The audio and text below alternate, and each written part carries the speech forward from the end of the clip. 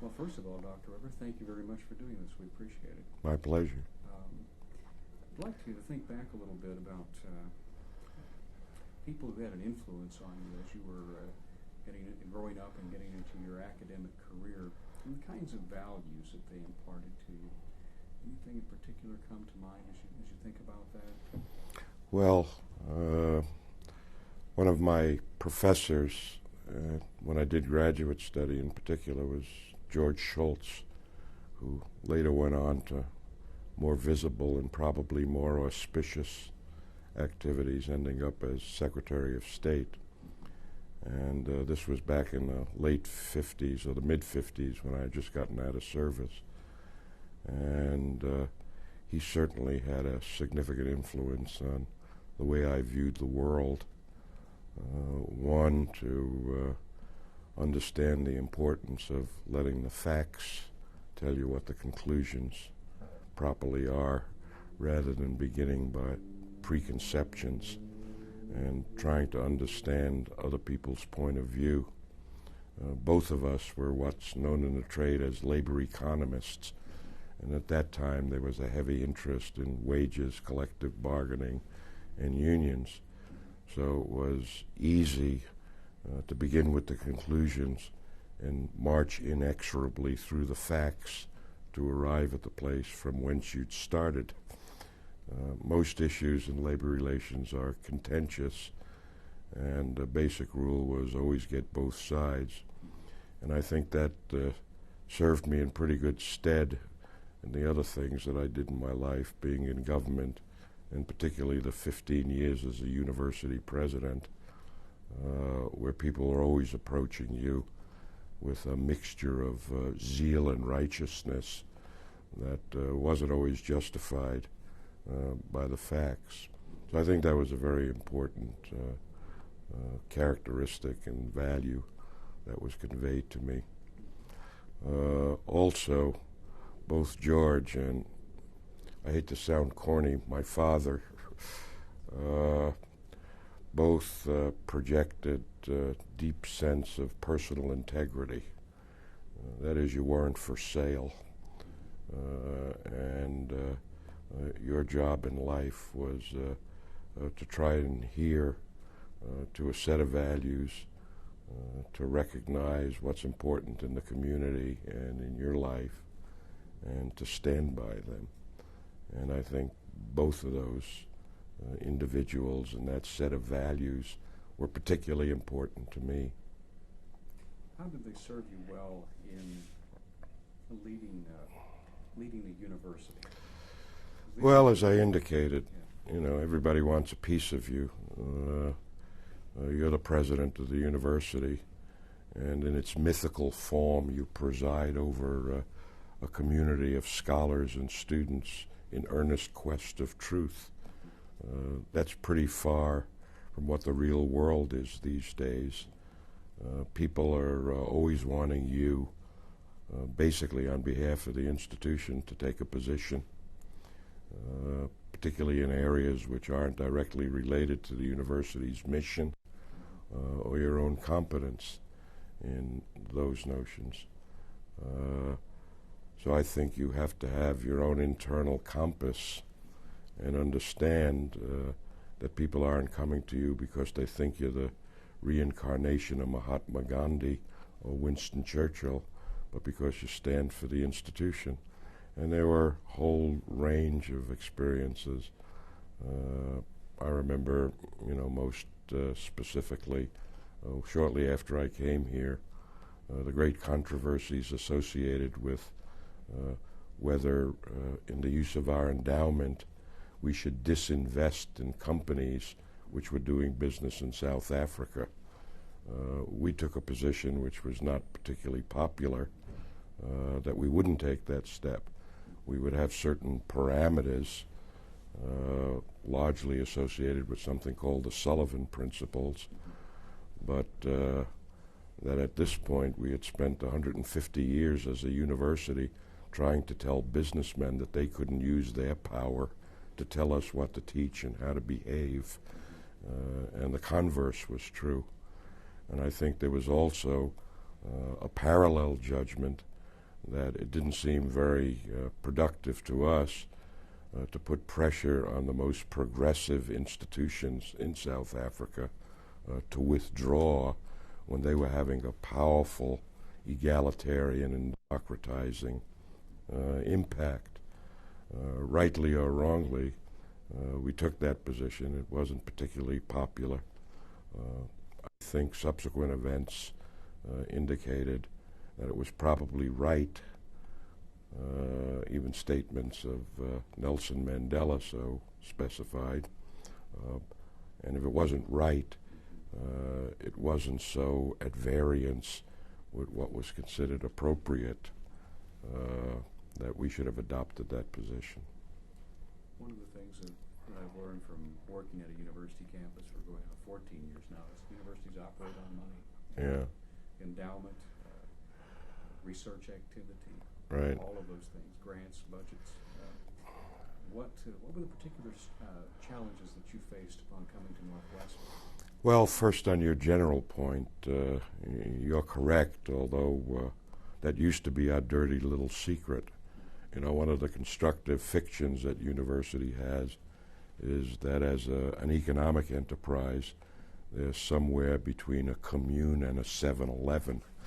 And they really aren't complex economic institutions involving the allocation and strategic decisions concerning the resources. So, for example, at Northwestern, the budget is in excess of $700 million. Our endowment is $1.7 billion. The replacement value of our structures is about $1.5 billion, and those are non-trivial amounts. So if you're not going to be fixated on that, somebody should certainly keep count.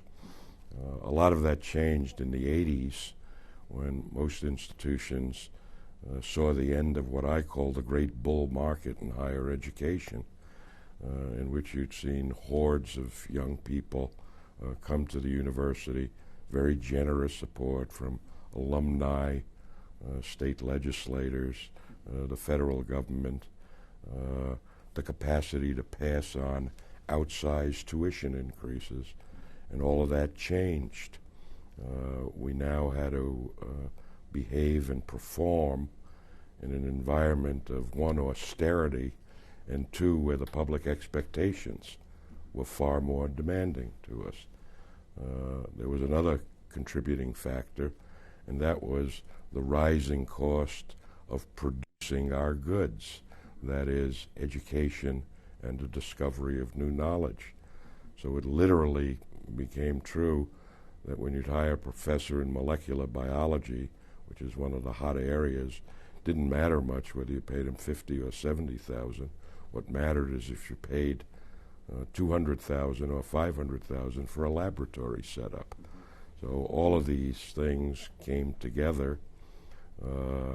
It induced a dramatic change in the culture, put pressure on administrators up and down the line as different faculty groups understandably vied to protect their position or claim limited resources. Well, when I used to work for a living, I was an economist, and in the first class of the freshman economics course, you always say economics is that discipline which deals with the allocation of limited resources in the face of unlimited demands and wants.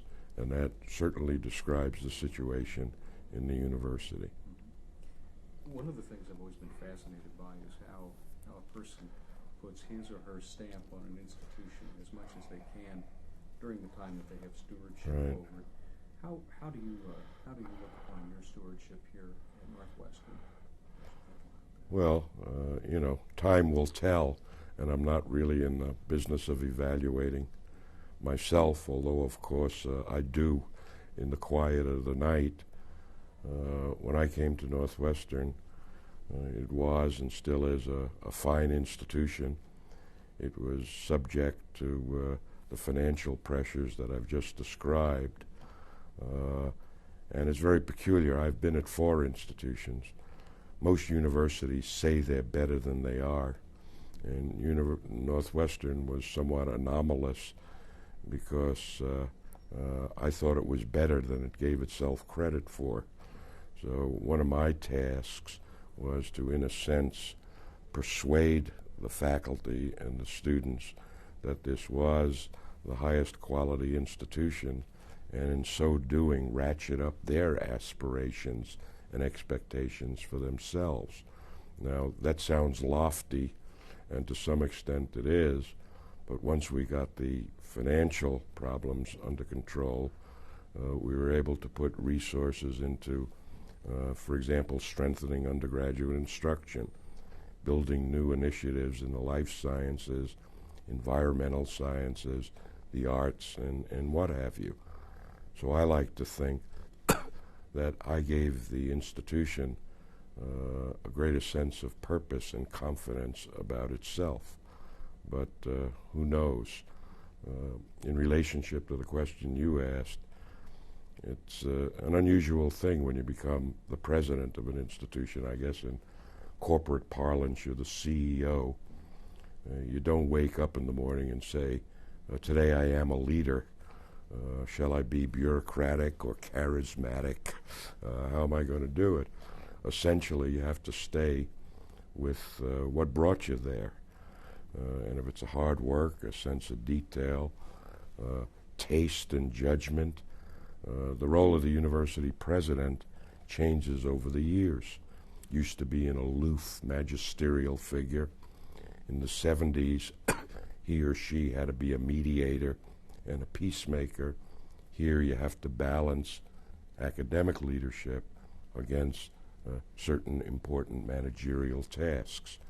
Another very important development while I was president, that in which I take a great deal of pride, was during the 80s, in order to compensate for some of these problems, there was an enormous run-up in the level of tuition, particularly in institutions such as Northwestern. And I think at one point in the late 70s or early 80s, we went up 17% a year. And this was tracking what was happening at other institutions. Well, in my judgment, a lot of that increase reflected a lack of discipline on the part of the administration and the trustees, a willingness to just pass on costs to the point of imprudence without understanding that university and colleges occupy a very privileged place in American society. And people give us money, the alumni support us, the legislature at least always gives us a hearing, even though we're... I'm that ready now. Okay. I thought in the university we had a collateral obligation to manage our affairs prudently and to take into account the impact of our decision on parents and family who were sacrificing so that their sons and daughters could avail themselves of education at a place like Northwestern and many other institutions. So we set as a clear management goal to moderate our tuition increases. And when I came here, I don't mean to sound immodest, if you looked at the 25 major private institutions in the country, we had the 8th highest tuition. This is the Harvard, Yale, Johns Hopkins, University of Chicago. And when I stepped down as president, we had the 24th highest. The only one that was lower was Rice in Texas, which has a very high ratio of endowment per student. That's not to say that tuition at Northwestern is at a bargain rate. It's still $16,500 a year. At other places, it's $19,000. And we try to make it possible to permit the best young people to come here regardless of need by providing very generous financial aid on a need basis. And in fact, 50% of our students are receiving some form of financial aid, and the average grant is in excess of $7,000 a year. So keeping control, not as an end in itself. I always said I didn't want to go down in history as the best accountant Northwestern ever had, but keeping control in order to protect the access of talented young people, particularly in Illinois and through the Midwest. As you look toward the future, how are we doing as far as a society in protecting the assets of higher education as an entity for society? Well, I think in the United States we're doing very well in general. It is true that we've gone through a period of limited resources, and we're still in it. But in my judgment, we should view this as an opportunity as much as a burden. Like any other institution, unions, businesses, when you don't have constraints and pressure, you tend to lose your focus. I guess the term in a market economy is you lose your competitive edge. Some of that has certainly went on in universities over the last 30 years. We probably reduced teaching loads for the faculty too much. We probably created a situation where many faculty saw their career largely in terms of research and not giving as much attention to teaching, although certainly there's a relationship between the two. So I think you're seeing a rebalancing. In fact, in the United States, we have a remarkable system. We have around 3,400 institutions of higher learning, including the community colleges. 50% or so of high school graduates attend some form of higher education. It has a wide diversity of choices in terms of small liberal arts courses to a place like the University of Illinois or a mega university in California and Minnesota. So I think higher education, although it's under stress, and it shouldn't enjoy any particular immunity from the stresses that are dealing with other institutions from the family up, but I think it's now in the process of carrying out constructive adaptations to this new environment. And I think all of us are committed to re-emphasizing undergraduate education, trying to get tuition under control, getting a better balance between teaching and research, and understanding that at the end, our strength is the confidence and support of the public at large, beginning with our alumni and going to the people of the state and the country. And that's often painful, but some pain might be necessary. In your address to the Lincoln Academy, you had some things to say about opportunity in education and how that how grateful you were to be able to take advantage of those opportunities. Right.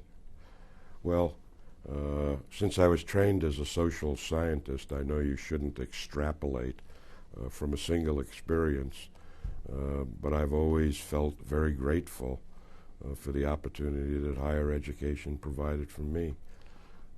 I grew up in New York City in a working class family. Nobody had ever gone beyond the 8th grade, and through an improbable set of circumstances, I ended up at the University of Illinois. I remember that first year I paid the terrible sum of $80 in tuition, which took care of the tuition, and I had an opportunity to work at that time. And in a very profound sense, it changed my life. It didn't hand things to me on a platter, but it broadened my horizons, and it gave me a great sense of opportunity and choice that's so important to personal development and your own career progression. So I'm very grateful to the University of Illinois in general and to higher education. And it seems like it's come full circle in that you've spent a large part of your life working in service of higher education to give others opportunity. Right. Well, maybe that's so. I didn't plan it that way, but I'm glad it worked out that way. Certainly. I would like to ask one other thing as we come to the end. I've asked this of all the laureates. This is quite an august group of people that you're associated with now in terms of the honor that's been bestowed upon you. What were your reflections upon being named the Lincoln Laureate? Well, I think my first reaction was surprise. I was generally familiar with the illustrious people who had been given this honor. And then, of course, a sense of great appreciation, and particularly in my case, because I'm an adopted son of Illinois.